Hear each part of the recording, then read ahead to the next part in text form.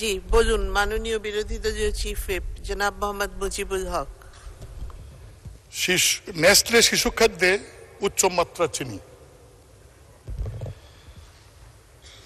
বিশ্বের বৃহৎ খাদ্য প্রস্তুতকারী সুইস কোম্পানি নেসলের সেরেলেক ও নিডুতে উচ্চমাত্রা চিনির উপস্থিতি পাওয়া গেছে। বিশ্ব স্বাস্থ্য সংস্থার সুপারিশ অনুযায়ী শিশু খাদ্যে চিনি যুক্ত না করার বিষয়ে নির্দেশনা রয়েছে। এই নীতিমালা ইউরোপের দেশগুলির ক্ষেত্রে মানা হলেও ভিন্ন চিত্র বাংলাদেশ সহ ভারত এবং এশিয়ার দেশগুলিতে। এর মধ্যে বিষয়টিকে অত্যন্ত উদ্বেগজনক হিসাবে নিয়ে ব্যবস্থা গ্রহণের ঘোষণা দিয়েছে ভারত সরকার।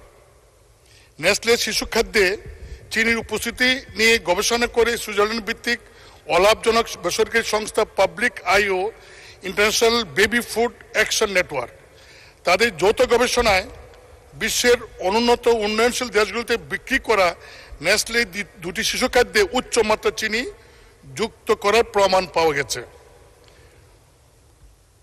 ব্রিটিশ সংবাদ মাধ্যম দ্য গার্ডিয়ান প্রতিবেদনটির সামনে আনে এবং প্রতিবেদনে বলে, নেসলে আন্তর্জাতিক নীতিমালা মেনে ইউরোপের দেশগুলিতে সেরেলাক এবং নিডু তৈরি ও বাজারজাত করছে, কিন্তু এশিয়া, আফ্রিকা ও ল্যাটিন আমেরিকার দেশগুলিতে তারা সেই বিষয়টা আমলে নিচ্ছে না। এসব দেশে একই খাদ্যে অতিরিক্ত চিনি ও মধু মেশানো হচ্ছে। প্রতিবেদনে বলা হয়, বাংলাদেশে সেরেলাক প্রতি 100 গ্রামে চিনি রয়েছে 3.3 গ্রাম, ভারত ও পাকিস্তানের পরিমাণ 2.7 গ্রাম, থাইল্যান্ডে 3.2 গ্রাম, ইন্দোনেশিয়া 3.8 গ্রাম। অতিরিক্ত এই চিনি ব্যবহারের কথা পণ্যের গায়ে উল্লেখ করছে না নেসলে। ভিটামিন, মিনারেল ও অন্যান্য উপাদান থাকলেও গোপন করা হয়েছে উচ্চ মাত্রায় চিনি ব্যবহারের কথা। ভারতের স্বাস্থ্য মন্ত্রণালয় নেসলের বিরুদ্ধে ব্যবস্থা নেওয়ার ঘোষণা দিয়েছে ইতিমধ্যে।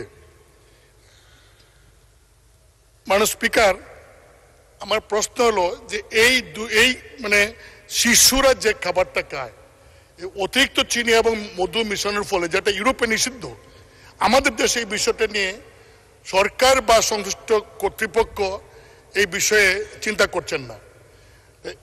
এবং এখানে লেখা আছে যে দুইটা জিনিস খাওয়ানোর ফলে বাচ্চা যখন বড় হয় তাদের ডায়াবেটিস সহ অনেকগুলি রোগ এই কারণে কিন্তু এই অতিরিক্ত চিনি খাওয়ার ফলে কিন্তু হয়। তা আমার মনে হয় এই যে নেসলের মতো, নিডুর মতো এই দুধ, এগুলি আমাদের দেশের অনেক অভিজাত পরিবারের শিক্ষিত মানুষের যারা অবস্থা ভালো তাদের ছেলেমেয়েরা খায়, এবং এটা খুবই একটা যেহেতু স্বাস্থ্যসম্মত এবং অনেক দেশে, ইউরোপে এটা নিষেধ করা হয়েছে। তা আমি দাবি করব সরকারের কাছে, সরকারের সংশ্লিষ্ট বিভাগ বা মন্ত্রণালয় অতি জরুরি ভিত্তিতে এই বিষয়টার দিকে দৃষ্টি দিয়ে আমাদের শিশু খাদ্যের, যাতে শিশুরা ভবিষ্যতে এই কোনো রোগে আক্রান্ত, এই ধরনের রোগে আক্রান্ত না হয়, এই যে এই খাদ্যের ফলে এই বিষয়টা ব্যবস্থা গ্রহণ করবেন। মাননীয় স্পিকার, আপনাকে ধন্যবাদ।